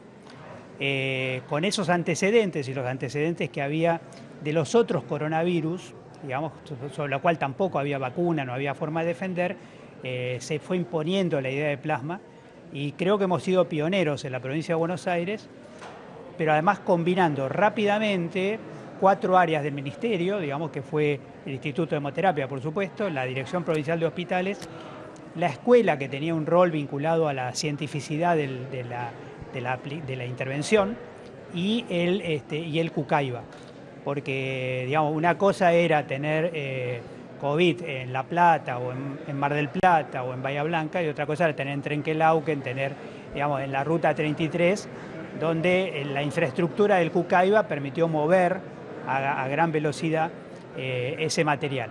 Y le agregaría simplemente como un dato que un aporte de Nora Echenique, que a través de la técnica de plasmaféresis permitía que una misma persona pudiera ser, digamos, donante más de una vez, Cierto, sí. que fue clave, digamos, porque al principio había muy pocos donantes, porque la epidemia recién empezaba y entonces se logró este resultado. Con un equipo extraordinario, por supuesto, con investigadoras, expertos en infectología, expertos en inmunología, que nos iban dando toda la racionalidad de la intervención. Pienso también ahí, en línea con todo lo que vamos describiendo, y vos lo mencionabas también, la lucha contra el tiempo, ¿no? Porque era un trabajo que requería velocidad, que requería resultados lo más rápido posible para enfrentar esto que estábamos atravesando. Cuando llegaba finalmente un resultado, ¿no? que había un avance, como profesionales, pero también como personas que estaban ahí viviendo la pandemia, ¿qué sentían cuando finalmente encontraban un principio de solución? Y obviamente poder encontrar una opción terapéutica que nosotros de antemano preveíamos que podía llegar a tener cierta eficacia, conociendo, como decía Mario, los antecedentes en fiebre hemorrágica y en otros coronavirus, y viendo experiencias en otros países, el empezar a tener nuestros propios resultados, esto era en tiempo real. O sea, Claro. Nosotros teníamos la información en tiempo real de qué iba pasando con cada uno de los pacientes que recibían a lo largo y a lo ancho de la provincia, más de 12.000 bonaerenses de todos los subsectores, no solamente del ámbito público, también del ámbito privado, recibieron plasma de convalecientes como tratamiento para su enfermedad por COVID y fuimos recibiendo y procesando esa información con un trabajo, la verdad, extraordinario, la colaboración desde el personal de salud que solicitaba el tratamiento, que después nos devolvía la evolución de cada uno de esos pacientes en cada uno de los hospitales y después ir recopilando esa información y ir viendo y ajustando, porque a lo largo de la pandemia, en esta incertidumbre que vivíamos, todo esto se iba modificando, las recomendaciones de plasma a medida que íbamos generando nuestra propia información, nuestra propia evidencia, se fueron consolidando y fueron quedando. Hubo dudas al principio, hubo críticas y bueno, finalmente el plasma ha quedado como una opción terapéutica, no solo en nuestro país, sino en otros países y en guías internacionales, y hemos aportado desde la experiencia de la provincia de Buenos Aires datos importantes para demostrar que bueno, en un grupo de pacientes tiene un beneficio y bueno, para nosotros la verdad que eso es muy gratificante poder aportar una respuesta en una situación tan crítica y tan agobiante como fue la pandemia. Bueno, quienes no estábamos obviamente en el ámbito de la salud, no sabíamos las cosas que pasaban, ¿no? Claro. Y escucharlos parece que fue hace tanto tiempo y fue un trabajo muy duro, digo. ¿Cuáles fueron esos desafíos más importantes? Mati recién mencionaba el tiempo, ¿no? Pero en ese momento... algo, fue una cosa muy curiosa. Yo, digamos, veo, primero, digamos, los pacientes no eran pacientes sueltos. O sea, si vos entrabas al protocolo, te tenían que informar todo. O sea, el paciente quedaba registrado en un protocolo. Después, digamos, éramos de mayores escalas en el mundo. Veníamos compitiendo con la red de la Clínica Mayo de Estados Unidos, que era la única que por tamaño tenía más casos que nosotros. Además, porque en Estados Unidos había muchos casos. Pero veníamos monitoreando y pasaron cosas que son difíciles de la intimidad, digamos. Una de ellas fue, al principio solo donaban mujeres. Era una cosa que decíamos, ¿por qué? ¿Qué estaba pasando? Y logramos revertir, porque en realidad hay incluso unas situaciones de mujeres que han tenido muchos chicos y demás que no era tan conveniente. Y trabajamos fuertemente con los gremios.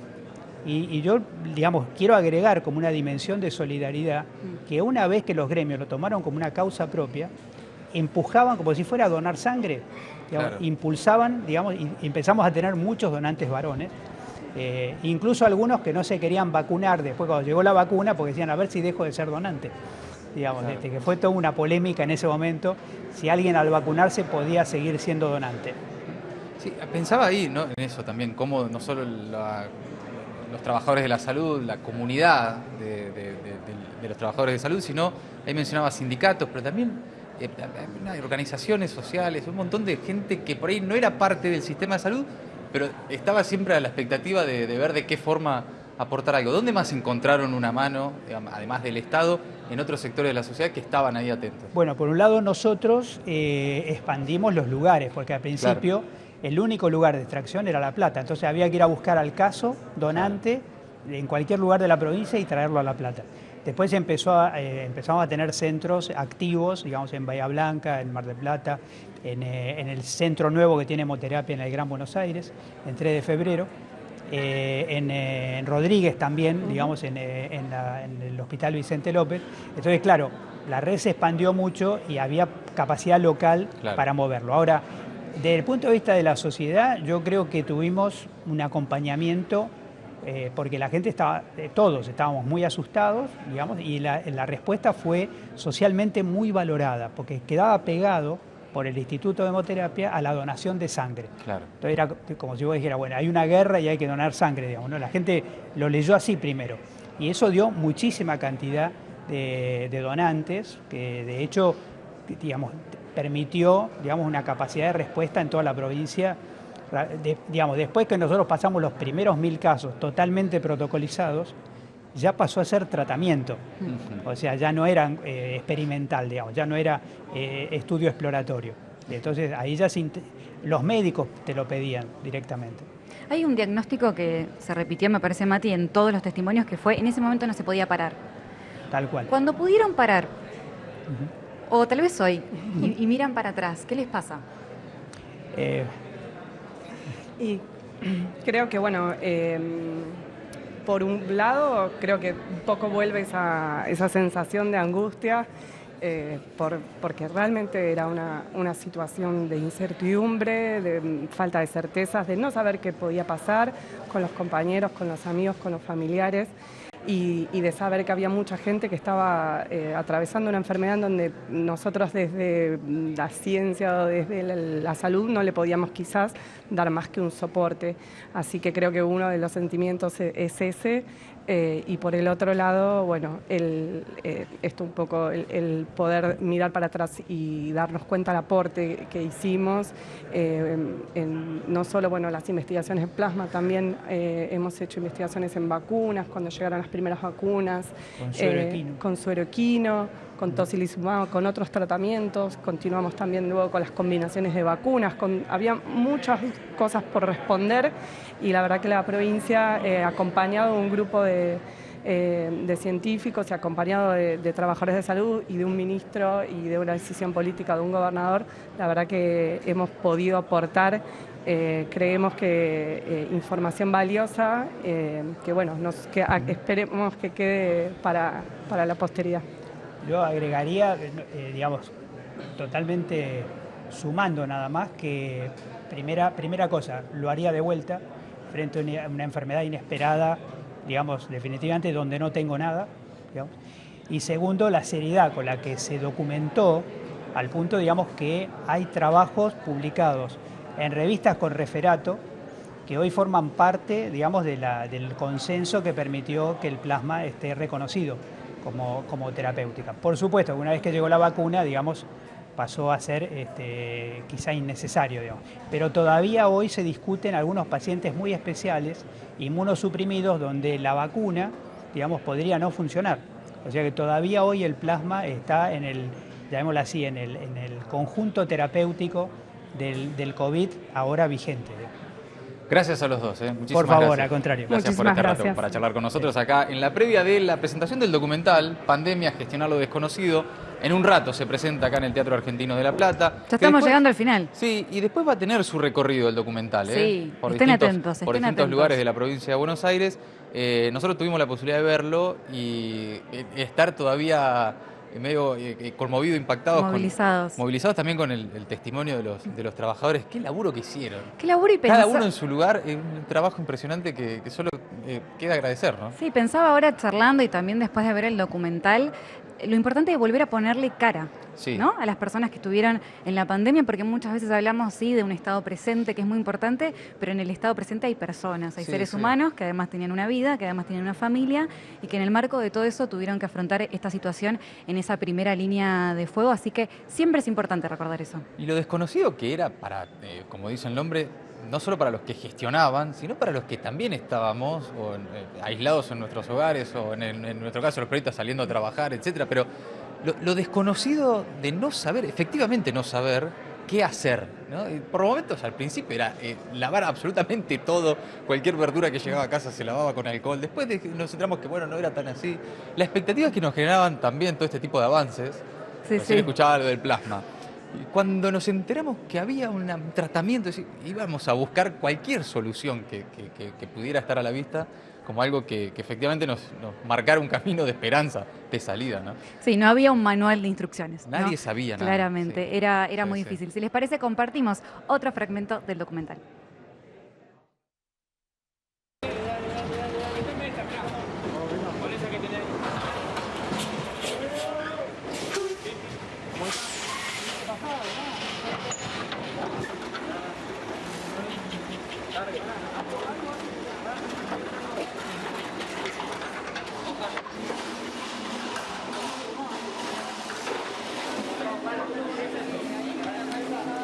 Acá por ahí había un turno de logística, pero en un momento había mañana y tarde, pero en un momento era ya directamente llegábamos a las 7 de la mañana y no íbamos a la hora que nos íbamos, a las 10 de la noche, 11 de la noche, 12 de la noche. Han llegado aviones que por ahí llegaban a las 3 de la tarde y hasta que los liberábamos salíamos de Seiza, no sé, a las 7 de la tarde, llegábamos acá a 8 y media, empezamos a descargar y eran las 11 de la noche y estábamos descargando acá. Pero descargábamos y a la vez teníamos que armar lo que salía el otro día. Entonces nos íbamos y estábamos metidos acá adentro.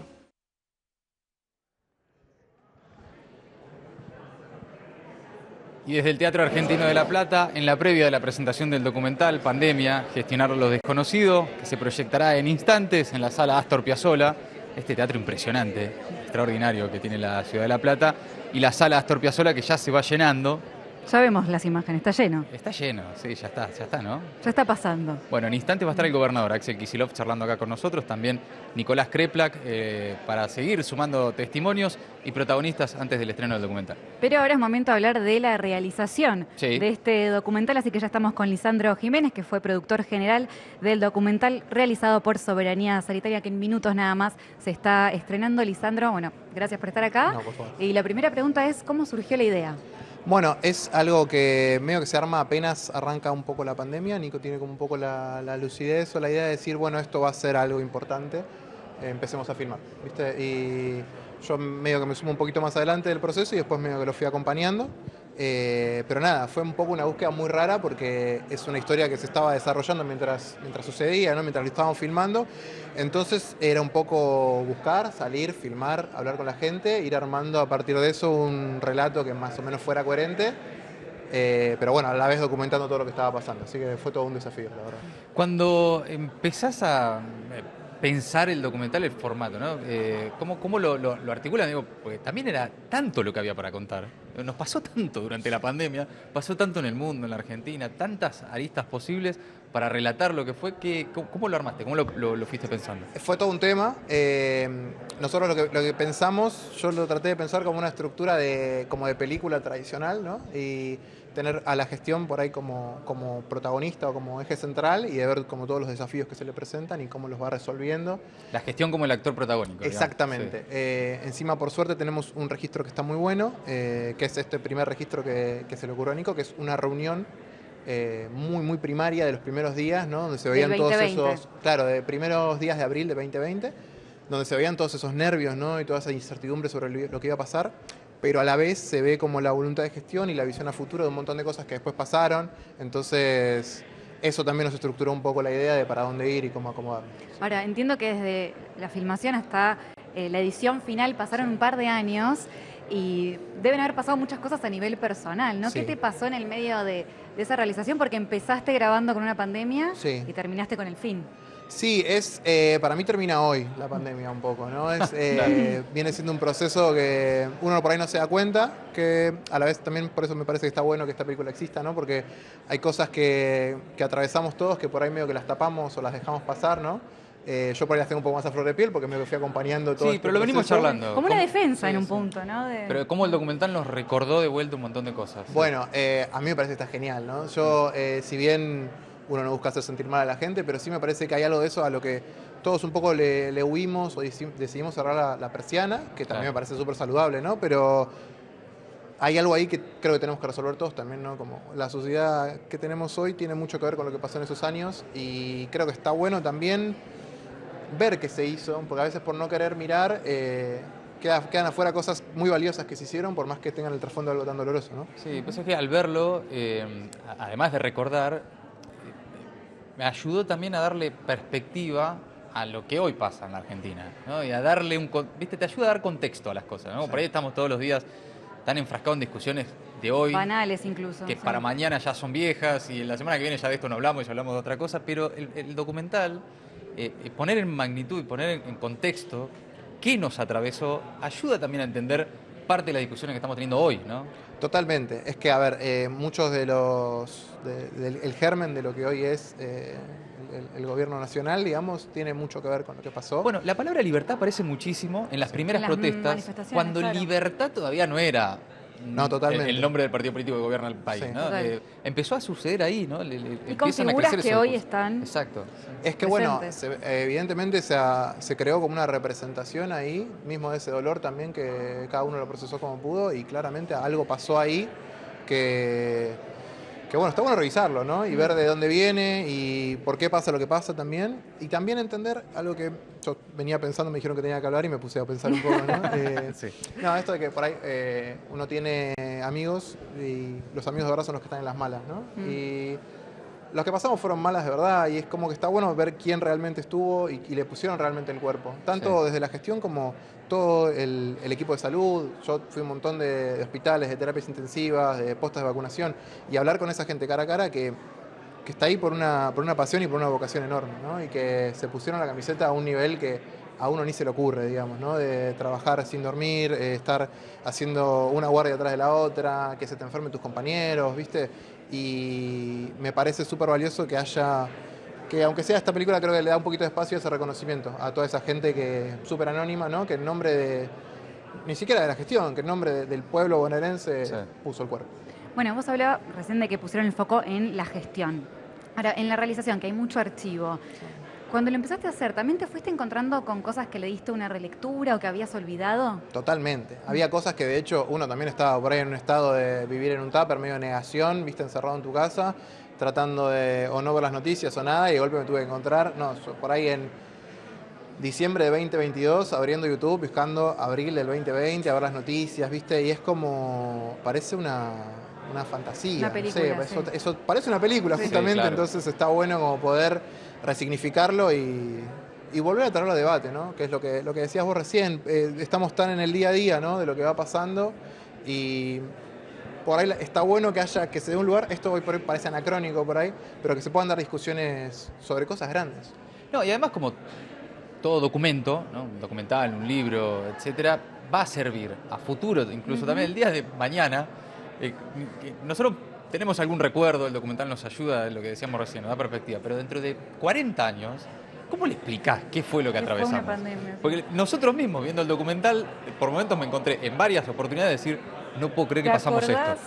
No puedo creer que atravesamos esta locura. Totalmente. Entonces, dentro de 40 años, nuestros hijos, nietos, ¿cómo les explicás qué fue lo que pasó? Bueno, tendrán el documental para decir, che, miren, increíblemente esto pasó. Era un poco la idea también de poder capturar esa sensación. Viste que por ahí nosotros, eso lo hablábamos con Nico, que ellos como estuvieron trabajando todo el tiempo, por ahí no dimensionan esto de la gente que por ahí estuvo mucho tiempo en la casa. Por eso está este juego de los audios de WhatsApp, que eran como la única realidad que teníamos, ¿no? Y de poder construir esa sensación a partir de las imágenes de lo vacío y los audios, ¿no? Como sonando en la nada, que era un poco la vida que nos había tocado. Me quedo pensando en lo que decía Mati, y lo hablamos un poco también con Goyan, de, bueno, ¿qué significó la pandemia, no? Cambiamos como sociedad, todavía falta, no pienso solo en los efectos en términos sociales, económicos, sino más culturales incluso, ¿no? Sí. Totalmente. Yo creo que hay algo yo le doy demasiada importancia, no sé si es tan relevante, pero hay algo del consumo virtual y de la virtualización de la vida que destruyó muchas cosas. Parece que no, pero la idea de poder tener un debate un poco más largo, que dure más de 140 caracteres, por ahí es un problema que ya venía sucediendo, pero que se agudizó un montón y que forma parte de que, no sé, hoy por hoy tener una discusión es tirarse memes por ahí, ¿viste? Claro, y como que no hay capacidad de atención, de retener, y yo creo que eso tiene que ver mucho con esos años y con todo lo que pasó en el medio, ¿no? Bueno, en definitiva, se está por estrenar Pandemia, Gestionar lo desconocido, que después tendrá su recorrido, ¿no? Va a tener su recorrido. Estamos en tratativas a ver de qué manera se va a dar, pero sí la acompañaremos. Pero los bonaerenses lo van a poder ver, va a estar en lugares, se va a ver, se va a discutir, se va a reflexionar. Pídanla, y la pueden pedir también.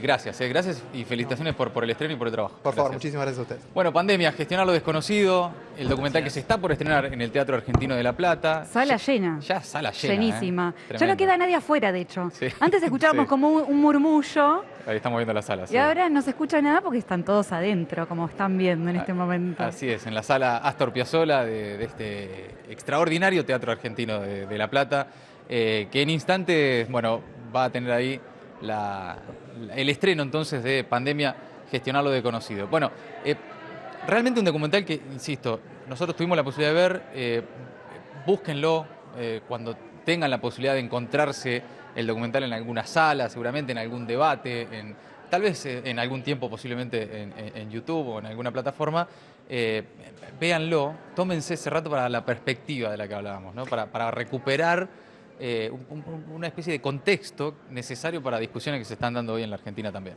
Sí, exactamente. Un montón de datos que aparecen, ¿no? También ligados a, bueno, cronológicamente hablando. Creo que eso fue lo importante del documental, cómo desde un principio aparecen los casos en China, se empiezan a propagar por el mundo, llegan a Argentina, la cuarentena, ¿no? El famoso ASPO, bueno, toda esa cronología es muy interesante para ver. Bueno, en instantes también vamos a charlar con Axel Kicillof, Va a estar el gobernador de la provincia de Buenos Aires, pero ahora estamos con Nico Valente. Nicolás Valente, ¿cómo estás, Nico? Buenas tardes. ¿Cómo andan, chicos? ¿Todo bien? Médico clínico en el hospital de Gonet, entró en pandemia como residente e hizo su inserción laboral allí también para hablar de territorio. Sí. Estamos acá tratando de pensar qué pasó. Y de pensarnos de vuelta ahí. ¿Qué recordás vos? ¿Qué sensación, qué te atraviesa el cuerpo en el recuerdo de la pandemia? Y mira, ya con el subtítulo de gestionar lo desconocido fue ahí total identificación, ¿no? Porque justo estaba terminando mi residencia, arrancar la jefatura de residentes y de repente en marzo, bueno, barajar y dar de nuevo. Es una buena forma de arrancar, ¿no? Sí, exacto, claro. Así con el pie derecho. Claro, fuerte. Y bueno, rearmar guardias, desde cómo nos teníamos que vestir para atender hasta, bueno, cambiar formas de atención, protocolos, estudiar cosas de cero, que bueno, fue un desafío desde lo personal, desde lo profesional, desde lo formativo, así que nada, está bueno esto de volver a la memoria todo lo que hemos transcurrido para, nada, ver si podemos sacar alguna conclusión. Y si tuviéramos que ir a ese momento del contacto con la gente, con el desconocimiento, ¿con qué se encontraban, no? Porque, bueno, era muy difícil para ustedes desde la salud, pero también para comunicar y tratar de, por un lado, proteger, pero también acompañar a esas personas. Sí, tal vez al principio viste mucho temor por el tema del contagio, desde cuidar a nuestra familia cuando volvíamos del hospital, desde también la gente que quería visitar a sus familiares internados. Entonces, bueno, hay pensar también dispositivos para acortar un poquito esa distancia, desde videollamadas, desde, bueno, entrar con equipos de protección personal, pero bueno, siempre tratando de asegurar esa atención y que todas las personas que necesitaban, bueno, puedan ser atendidas. Creo que eso ha sido una diferencia con otros lugares que hemos visto otras imágenes un poco más tristes, ¿viste? Claro. ¿Qué aprendizaje crees que le quedó al trabajador de la salud, al que estuvo ahí, al que vio, al que sintió en la primera línea, en el cuerpo, la tragedia de la pandemia y viendo, en retrospectiva, en una especie de balance, si se quiere, diario del lunes, ¿qué aprendizaje te quedó como profesional de la salud? Mira, hay una frase que dice que la política es medicina, pero en otra escala, ¿no? Y creo que parte de esa concepción al equipo de salud le ha quedado, o a la mayoría del equipo le ha quedado, ¿no? De que para enfrentarse ante problemas complejos hay que organizarse, hay que gestionar. Es importante la creación de los equipos, de otros profesionales, de los colegas, de comunicar a la sociedad. No es todo como salga, sino que tiene que haber una planificación, tiene que haber, un montón de cuestiones para asegurar de que se pueda dar una respuesta a la altura de las circunstancias, ¿viste? Bueno, ahora tal vez estamos viendo una coyuntura con otra epidemia y tal vez la respuesta es un poco más desorganizada y, bueno, hay un contraste, ¿no? Sí. Ahora, como médico, era desconocido, pero también ustedes tenían mucha más información que la del resto de la población. ¿Tenían miedo en ese momento? Porque también justamente estaban en esa primera línea y estaban más expuestos. Sí, ¿O no había tiempo para pensar en eso?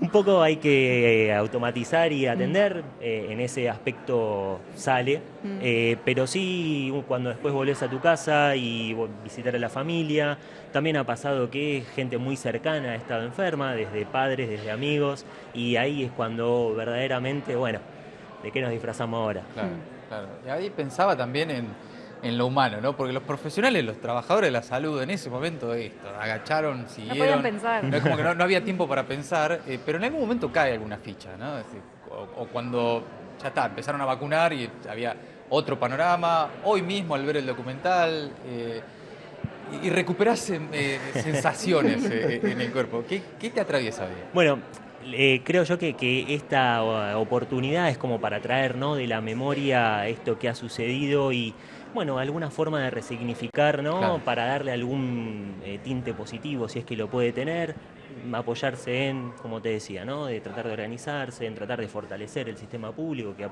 podido dar una buena respuesta. Creo que tal vez ese es el balance que uno mira para atrás y dice, che, bueno, si tengo que sacar algo de ese momento, seguramente sea este aprendizaje. Y el cansancio también, digo, ¿no? Porque ¿cómo era ese día a día, no? Se repiten mucho los testimonios de, bueno, no dormíamos, no podíamos parar. ¿Cómo se sentía eso en el cuerpo también? Sí, desde ya en la cuestión corporal, de que hay un equipo que ponerse para la atención, para el contagio, entonces eso, digo, después de unas cuantas horas va dejando algunas marcas. La imagen de la película es una chica que se sacó un barbijo y bueno, quedaba esa marca, ¿no? Claro. Y el cuerpo tiene esa memoria de lo que ha pasado, el calor, la transpiración, digo, se siente, se nota y bueno, en definitiva el cansancio llega. Pero creo yo que ya medio cuando pasó todo, ahí bajó. es cuando bajó el estrés o el burnout del equipo de salud. Bien, muchísimas gracias por, Bueno, por gracias este a rato. ustedes. Y como le dijimos a todos desde que arrancamos, gracias Sí, por lo no que hicieron. somos originales, No, pero es pero- que nos queda agradecerles realmente. Sí, sí, sí. Y creo que, insisto, el documental ayuda a poner en perspectiva también el laburo de esos laburantes, de esos trabajadores de la salud. Fue impresionante y en representación tuya también el agradecimiento al resto. Gracias, gracias, Muchas chicos. gracias. Gracias. Bueno, en instantes entonces el estreno de Pandemia, Gestionar lo Desconocido, acá en el Teatro Argentino de La Plata, ya sala llena, la sala Astor Piazzolla del teatro. En instantes también la presencia del gobernador Axel Kicillof. En un rato vamos a charlar con él.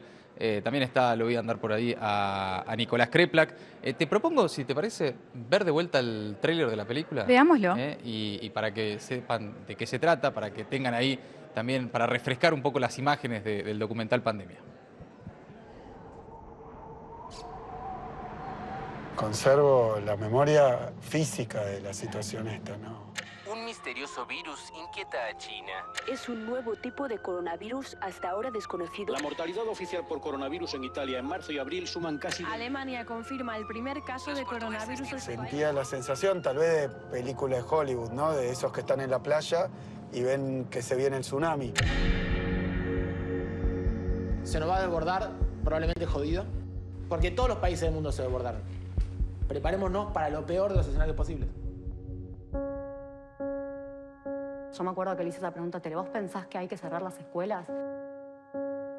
Ellos dicen que es todo invento mío, que yo soy la exagerada. Las autoridades locales ordenaron cercar Villa Azul. No existe un contagio como te lo quieren plantear. ¿Hasta cuándo hay espaldas para aguantar esta situación, esta cuarentena? Todo tenía que funcionar perfectamente porque si no te fletaban el avión sin las cosas. Nosotros somos enfermeras de terapia y sabemos trabajar bajo estrés, pero esta era otra cosa. Padre, hijo ventilado, madre, hijo ventilado. Nosotros tenemos que contagiar de arriba para abajo la responsabilidad de que nosotros vamos a gestionar esto como sea.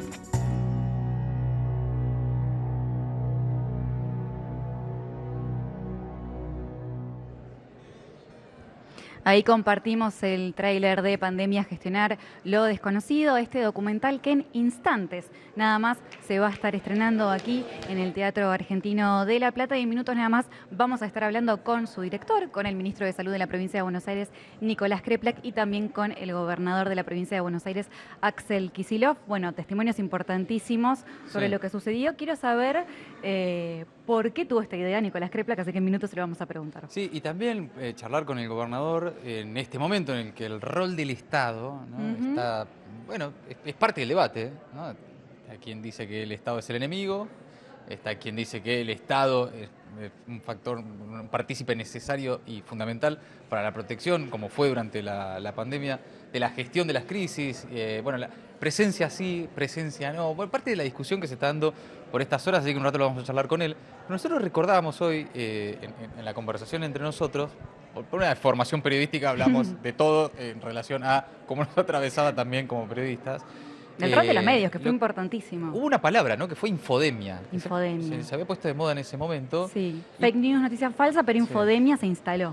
Creo que fue un momento de gran impulso de la fake news, ¿no? Empezamos a hablar, especialmente durante la pandemia, de la fake news, de la creación de realidades que no existían, que cada uno empezó a creer lo que quería creer y empezó ahí a circular muchísima información falsa sobre lo que sucedía en otras partes del mundo, incluso sobre lo que pasaba acá en la Argentina, ¿no? Sí, lo peligroso que era en ese momento, digamos, la información es importantísima. Imaginemos con el desconocimiento que había en ese momento de lo que era el coronavirus, de si te tenías que lavar, no te tenías que lavar, de cómo se contagiaba, y en el medio muchos sectores que aprovecharon esa situación, desde la política, desde los medios de comunicación, para instalar noticias falsas, confundir y sobre todo generar mucho temor en un momento donde ya había demasiado temor como para que la información fuera un disparador de eso. Es parte del contenido del documental, ¿eh? Creo que también es importante recordar un poco cómo se trabajó en contra, ¿no? Muchas veces no solo de la vacuna, sino de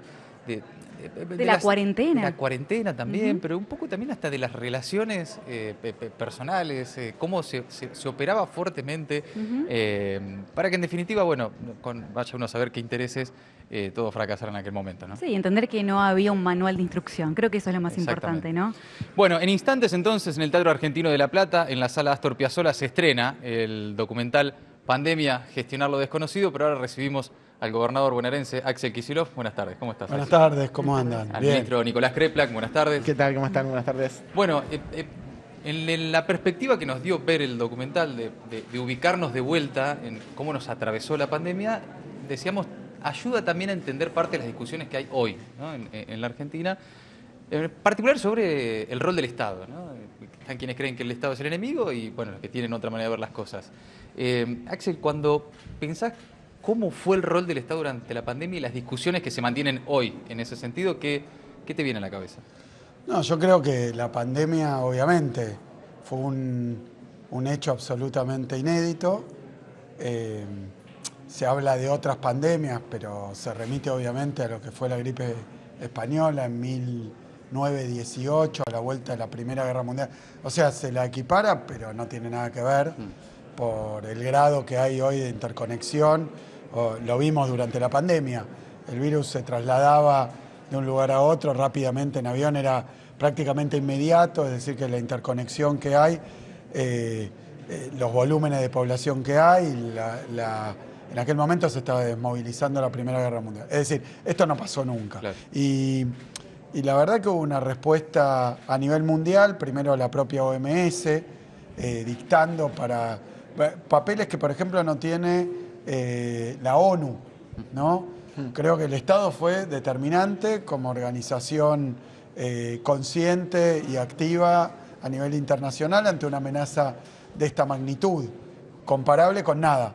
Entonces, me parece que en ese sentido, aún los países que tuvieron una posición de menos cuidado, de menos intervención, de menos involucramiento, aún en esos países las decisiones del Estado eran cruciales, fueron cruciales. Lo que también muestra que aún cuando el Estado se borra o se corre, está el Estado, hay una decisión del Estado. Lo vimos ahora con el tema, para traerlo un poco al presente, de la epidemia de dengue, que pasamos con un Estado ausente, pero que eso significó que no hubiera lo mínimo ni siquiera para el que lo quería comprar, como off. Claro. Entonces creo que de la misma manera que mostró esa situación, bueno, que ante amenazas de una magnitud como esta, se llama la atención sobre algo que ocurre cotidianamente.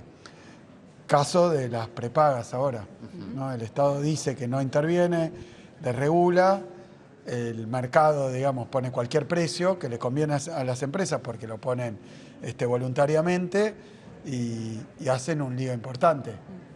Eso que pasó con las prepagas hoy está pasando ante la ausencia del Estado en la regulación de otros sectores, como es comida, como es medicamentos en general. Es decir, empieza a haber graves problemas por un Estado que siempre está de alguna manera o de otra. Aun cuando se regula el sector financiero, que es más clásico del neoliberalismo, es a favor de determinados sectores. El Estado actúa a favor de determinados sectores, por ejemplo, endeudándose tremendamente. No es que no hay Estado, hay un Estado que hace algo en favor de algo. Me parece que la pandemia fue un hecho muy extremo y muy particular, donde el Estado tuvo una participación necesaria y obligada. Nicolás, ¿por qué la idea de este documental y por qué es tan importante que haya un registro de lo que pasó? Nosotros creemos en general que las cuestiones públicas tienen que ser de discusión pública también, ¿no? Y a veces la salud parece que queda como un enclave técnico de los médicos. Nosotros entendemos la salud en una mirada comunitaria, popular. Entonces, en general, bueno, Axel habla mucho de salud, hablamos mucho de salud, discutimos con la gente de salud. Nosotros queremos que los trabajadores y que el pueblo hable de salud. Un documental es una herramienta popular de discusión de las cosas. Y me parece que justo la pandemia fue un episodio donde se tomaron decisiones muy fuertes que no pueden quedar opacas a la sociedad. ¿Por qué? ¿Cómo se pensó? ¿Qué estaba pasando? ¿Cuál es la perspectiva de cada uno que tenía que tomar decisiones en cada momento? Desde un terapista, un enfermero o el equipo del Ministerio de Salud. Para que el pueblo sepa, porque nosotros creemos en la democracia de esa manera, con participación, con mucha discusión, y en salud también. Así que espero que también cumpla un poco ese rol. Y también es importante para mí, hubo una mirada solidaria de un pueblo maravilloso, que después nos quieren hacer creer que el pueblo es egoísta, pero es quizás el silencio de muchos y la voz es de unos pocos lo que se escucha cuando pasa eso. Porque cuando la cosa estaba realmente difícil, que fue la pandemia, el pueblo bonaerense y argentino fue tremendamente solidario. Y me parece que eso también hay que reivindicarlo, hay que ponerlo en valor. Axel, no sé si viste el documental, me parece que te lo guardaste para el estreno. Lo desconocido Bien, también. lo desconocido. Te vas a emocionar. Sos un protagonista del documental y también ahí se va observando cómo el transcurso de lo desconocido también iba planteando desafíos y novedades, ¿no? Sobre las que gestionar algo que no se conocía justamente. ¿Qué recordás, cómo te atraviesa a vos como gobernador el recuerdo de la pandemia, un hecho tan traumático socialmente a nivel mundial, cuando haces memoria y te acordás vos como gobernador de ese proceso? No, me conmueve, me emociona. La verdad que fueron momentos muy difíciles, creo que para la sociedad en su conjunto es muy difícil también decir que para nosotros que teníamos determinada responsabilidad, determinado rol, determinado papel, bueno, fue victimizarse con eso. Creo que fue un momento realmente muy dramático, muy extremo y obviamente varias postales, varias sensaciones de lo que fue pasando, y creo que hay una tipificación, no sé si es psicológica, por lo menos a mí me suena así, el tema de que se habla del trauma de guerra, de que hay una especie de vacío o un mecanismo psicológico que tiende a que no estemos todo el tiempo reviviendo, recordando momentos tan difíciles, porque obviamente uno acá puede ver la acción que tomó el Estado, pero también son momentos donde hubo enfermedad, hubo muerte por todos lados, en todo el planeta al mismo tiempo. La verdad que era una situación muy extrema y uno tiende a reponer eso con otras cosas. O sea que cuando uno, creo que le debe pasar a buena parte de la sociedad, ¿no? Que cuando recuerda lo que experimentó, lo que sintió, lo que vivió, las pérdidas cercanas, la sensación, yo a veces lo digo, obviamente creo que le pasó a todos, sobre todo al principio de la pandemia, que no se sabía ni cómo se contagiaba, cómo funcionaba el contagio, no se sabía, y entonces creo que esa sensación de que un ser querido, de que bueno, todos tuvimos gente cercana que sufrió mucho la pandemia o que hasta murió. Entonces, ¿qué te puedo decir? Eso es una sensación de indefensión y creo que en ese sentido, bueno, desde el Estado que tuvimos que hacer un montón de cosas para morigerar y para acompañar una situación de este tipo, obviamente, fue una época muy dramática, muy difícil para todos. Gracias a ambos por el tiempo y, como venimos diciendo a todos los entrevistados, por el laburo que hicieron en ese momento y por un estado presente ante la pandemia. Bueno, ahora pasan a ver el documental, entonces ya ahora en la sala Astor Piazzolla, en el Teatro Argentino de La Plata, el estreno de Pandemia, Gestionar lo Desconocido, documental que se está por estrenar entonces acá en la ciudad de La Plata y que después seguirá también su recorrido seguramente. Y hasta acá llegamos nosotros. Hasta acá llegó esta transmisión, ahora empieza la proyección del documental, así que los invitamos a todos a pasar a la sala y en la sala Astor Piazzolla del Teatro Argentino de La Plata, el estreno finalmente de Pandemia, el documental de Nicolás Kreplak, de Soberanía Sanitaria y bueno, de todo el equipo también, con todos los profesionales de la salud que hemos conversado en el día de hoy. Nos queda entonces de vuelta la perspectiva, el recuerdo y también la mirada hacia el futuro de aquel hecho traumático que atravesamos todos. Y agradecer a quienes nos acompañaron y a todo el equipo técnico detrás de esta transmisión. Gracias. Muchas gracias. Muchas gracias. Gracias.